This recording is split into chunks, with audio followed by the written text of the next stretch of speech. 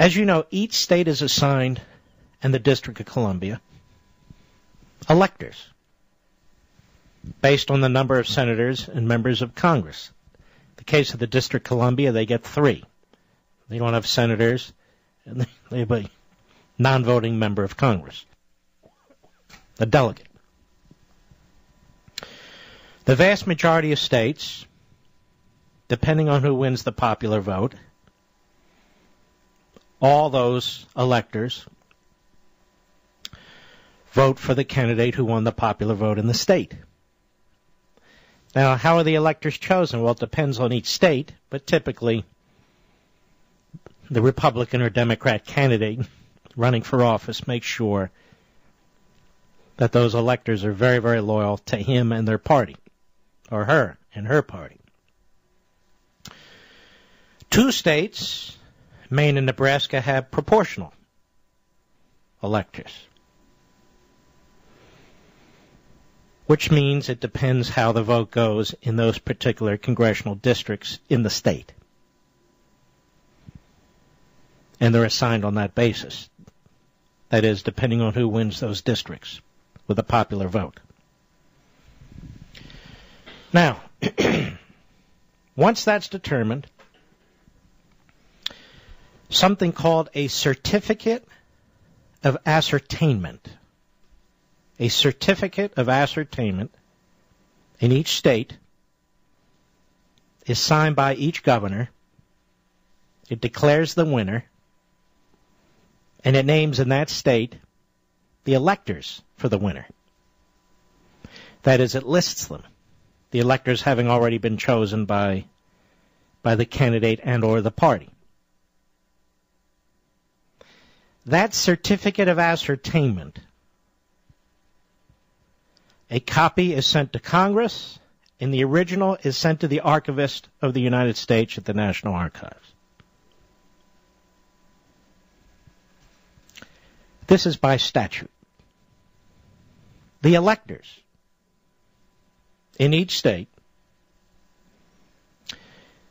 meet the first Monday after the second Wednesday in December in order to formally cast their ballots.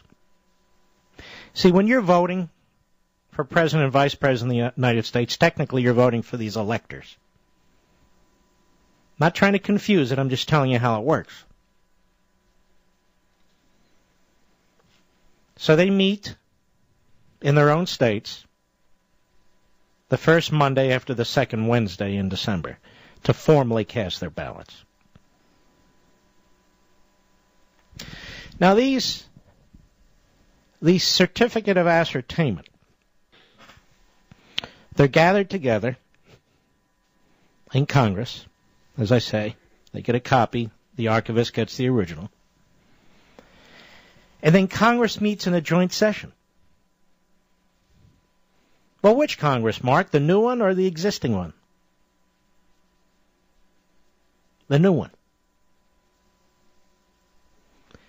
The new Congress takes its seat no later than the 6th of January. Each state's certificate of ascertainment then is considered, and the joint session of Congress counts the votes of the electors. The Vice President of the United States, in this case it would be Biden, as the President of the Senate, oversees the process, because that hasn't changed yet. That doesn't change until January 20, if it changes at all. So there you have a joint session of Congress meeting in the House of Representatives with the President of the Senate, that is the Vice President of the United States, the existing Vice President of the United States, overseeing the process. Is this interesting, Mr. Producer, or am I boring the hell out of everybody? All right. Now let's say we have 269 versus 269 at the end of the process. Or even more. Let's say this was Bush versus Gore. The Supreme Court didn't intervene.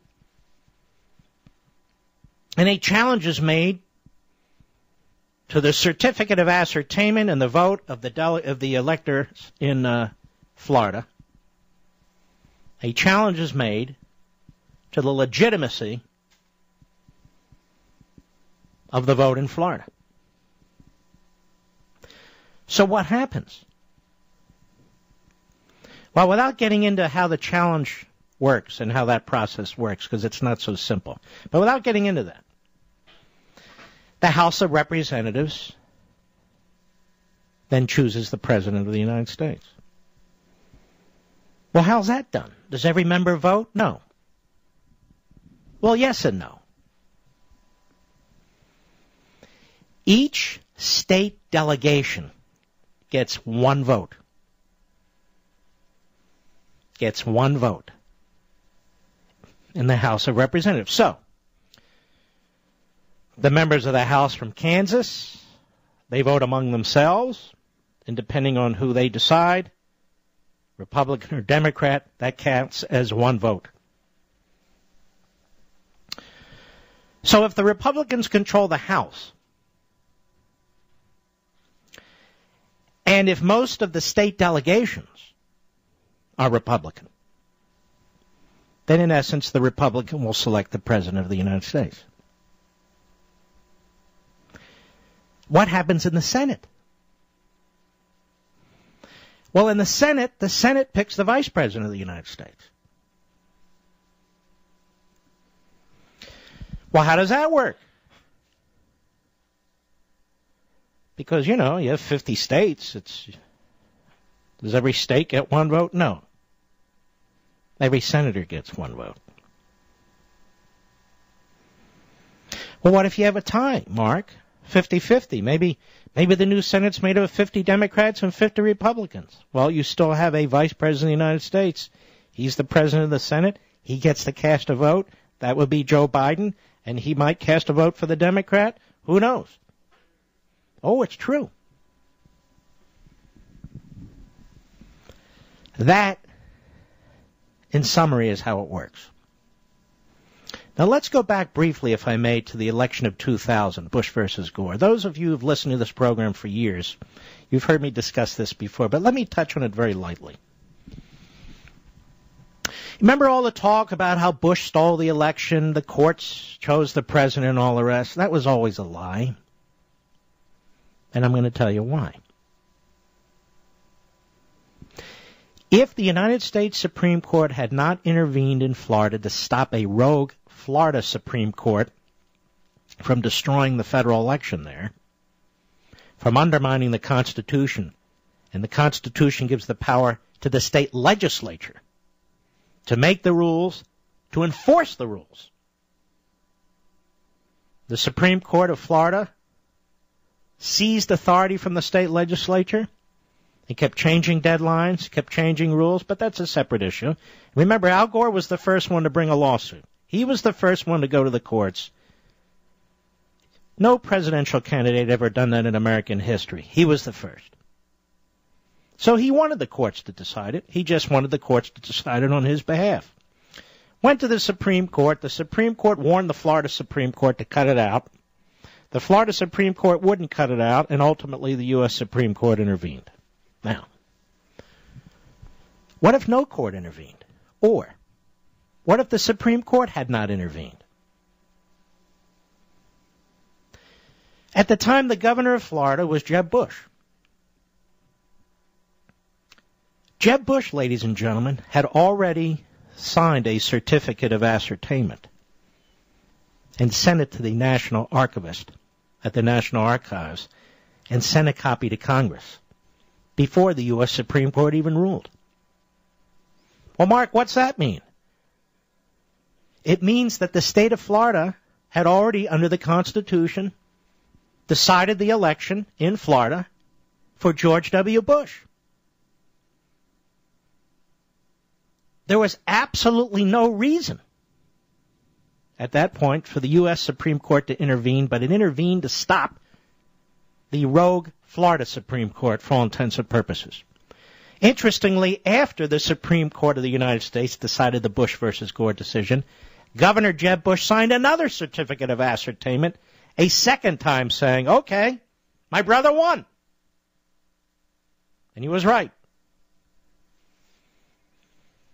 So Congress and the Archivist of the United States got 2 certificates of ascertainment from the state of Florida, one before the U.S. Supreme Court ruled, one after the U.S. Supreme Court ruled. Only counts once, but the point is, everybody watching the Supreme Court, everyone giving an opinion on the Supreme Court, the fact is, Florida had already decided. Now, does it really matter what the U.S. Supreme Court had done? In the end, did it really matter what Jeb Bush did with his certificate of ascertainment? Not really, because of what I just told you. Florida's certificate of ascertainment, where the governor of Florida, Jeb Bush, certified the winner is George W. Bush, where Bush's electors had voted, and they asserted that Bush was the winner.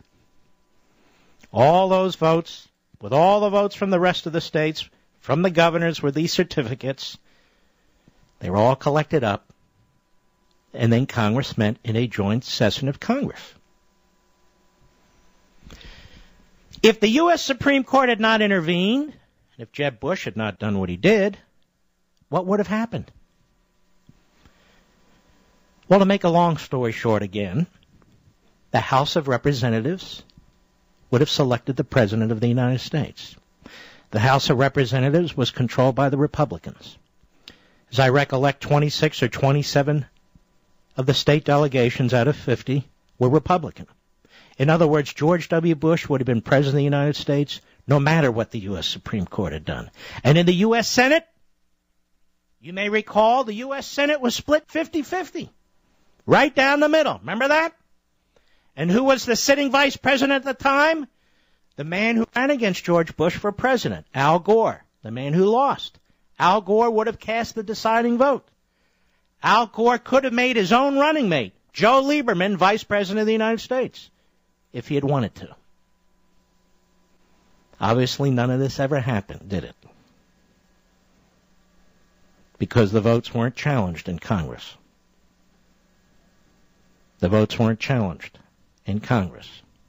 All right, I should add this, for those of you who care. Any challenge to electors in Congress, that is, these Electoral College electors that vote, that are part of the Certificate of Ascertainment, any challenge to electors from the states in Congress has to be approved by a majority of both houses of Congress, the House and the Senate, meeting separately. That 2000 election was very interesting for a lot of reasons that were never discussed. First of all, under our Constitution, the federal Constitution, the ultimate authority on how electors are selected and the ultimate authority on who actually won the election isn't the court system in the state. It's the state legislature. And in Florida in 2000, the state legislature was controlled by the Republicans. The state legislature was controlled by the Republicans. The Secretary of State was a Republican. The governor was a Republican. Now, if it's a tie, 269 to 269, and if all the electors hold firm for their candidate when they vote in each state, well then, the House of Representatives will select the President of the United States with a vote of the state delegations. And if the Republicans continue to control the House as they do, and a majority of these state delegations, the winner would be Romney. If the Republicans take the Senate, 51-49, the vice president would be Paul Ryan. If there's a 50-50 split in the Senate, the president of the Senate is, Mr. Producer, Joe Biden.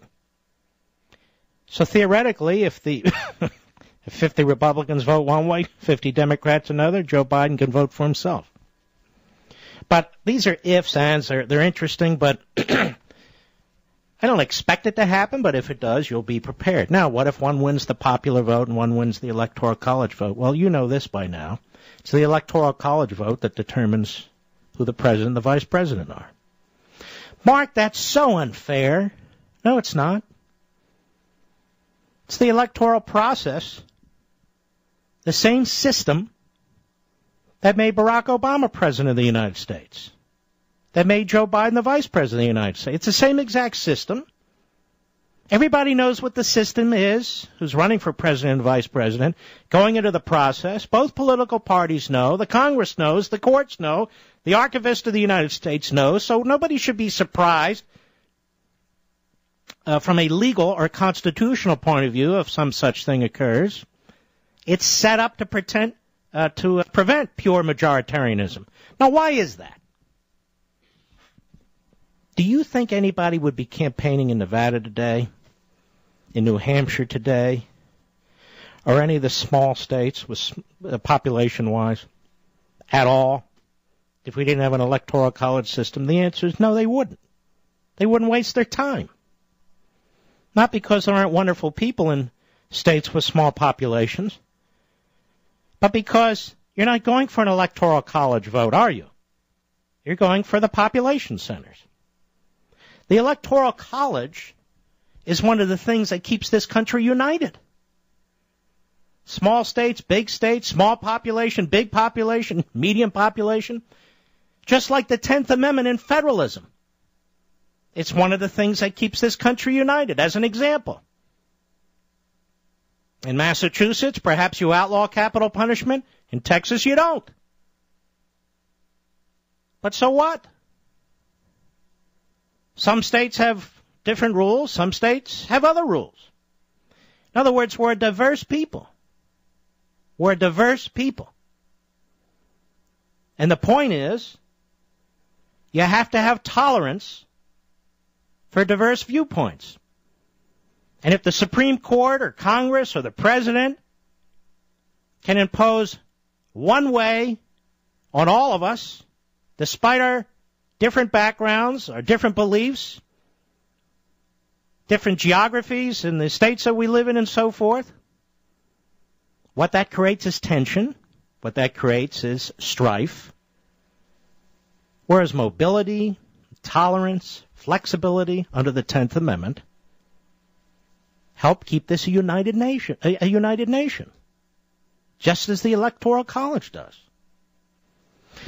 I find it ironic, by the way, that we have a number of liberal senators, liberal U.S. senators, who are constantly talking about getting rid of the Electoral College. Do they not realize how absurd that is for a senator to say that? Mark, what do you mean? Well, do we select our senators based on the population of a state? Of course not. Got 2 senators from Rhode Island, 2 senators from Montana, 2 senators from Wyoming, 2 senators from Delaware, and 2 senators from New York, 2 senators from Texas, 2 senators from California. I mean, if we were getting rid of the Electoral College, why not get rid of the U.S. Senate? The original reason for the Senate doesn't exist anymore, to represent the states. These individuals, frankly, are a complete bastardization of what the framers intended in the first place. So if we're going to get rid of the Electoral College, you might as well get rid of the Senate. Why are there 2 people from every state? What's that based on? Used to be based on, as I say, the Senate being the House, the upper house that represented the states. So you only needed 2 senators from each state because they represented the states. The people were represented by the House. I'm not promoting the elimination of the Senate, although I would support the repeal of the 17th Amendment. That's a separate issue we can get into another day. So I'm laying this foundation just in case. It's very unlikely, but just in case. And if something like this happens, we'll be back and we'll be talking about it every single day. And here we'll talk about it with actual knowledge. And I think it'll be compelling. Now, as I said, remember, in 2000, for all the yak from the left, Oh, the court's deciding. Well, Al Gore went to the court. He wanted the courts to decide it. You know, Richard Nixon was urged to go to court in the 1960 election, which many believe was stolen from him, in places like Texas and West Virginia and Cook County, and he refused. He said he's not going to put the country through this. But Gore didn't mind putting the country through it at all. That's exactly what he did. Well, because we have a constitutional system that puts a process in place, and then we have a statutory system that further refines it. A governor announcing, here are the, these are the 6. These people have to meet and actually vote. They have to meet and actually vote. Right. But then they can change their vote. Like, can they, is it possible? Once the certificate of assertion is signed by the governor and sent to Congress and the archivist, they can't change anything. They can't? Oh, okay. Now, they can vote. They're committed to a candidate, or at least they claim to be, and they can change their vote. When they meet to vote, they can do that, yes. Right. Well, that's what I was curious about. Thank you, sir. And yet, in our entire history, it's never been done in a way that's affected an outcome of an election. So why change it? I don't get it. Right. Okay. Just keep a couple things in mind. The purpose of the Electoral College is among other things to ensure that all the states participate in the electoral process. That's number one. And number two, the framers were scared to death not only of a centralized authoritarian government, they were scared to death of a pure form of majoritarianism where a temporary faction or temporary majority could take over our institutions of government and push them in a direction without us ever being able to pull them back. Right. You know, they saw the French Revolution, which was and the reign of terror and the anarchy and this phony effort to push pure egalitarianism and so forth, and they had just fought a monarchy, so they saw the problem with both. Right. You with me? But it has nothing to do with new technology, new ways of voting. It had nothing to do with that. Let's go to Greg in Nebraska. You're on, my friend. Sirius Satellite. Thank you for taking my call. My question's regarding the Electoral College. As you mentioned, Nebraska does things a little different than the rest of the states. And my question is regarding Nebraska, how we split our Electoral College votes amongst our legislative districts. Right, it's proportional. Okay. My question would be, if other states did that, I think that would give a better opportunity for people that are out in the rural areas of California and New York, people, I guess, to me, that are more conservative, a better opportunity to voice, to pick the people they would vote for. Well, but that's fine, but the states will decide how they want to handle it. I mean, there are arguments pro and con. Some of the con arguments are the population centers in the states will control the outcome ultimately. I mean, here's one of the arguments against that is that you water down the electoral power of a particular state. So while these other states are all in for whoever the candidate wins, your state isn't. Right. You're busy dividing your Electoral College votes. That is correct, and that's is that I guess. So in other words, you weaken. The argument could be made that you weaken the power of your state in the electoral process. Okay. Now, if I'm another state, why should I do that? If Nebraska and Maine, if the representatives of Nebraska and Maine want to be stupid, and I'm from Kansas, I don't want to be stupid. Okay, yellow. My thought was out in the coast, I think we would have more conservatives. I know. I understand your argument, and theoretically, it's all well and good. It ain't going to happen. No, I think you're right there. But, all right, my friend. Thank you for your call. I misspoke earlier. I didn't mean to. French Revolution, 1789. All these calls coming in. Hey! I don't need to hear it. I'm well aware of it. But there were other revolutions before the French Revolution, too. And by the way, there was a build-up to the French Revolution as well. But technically, that's correct. Technically, that's correct. I stand corrected.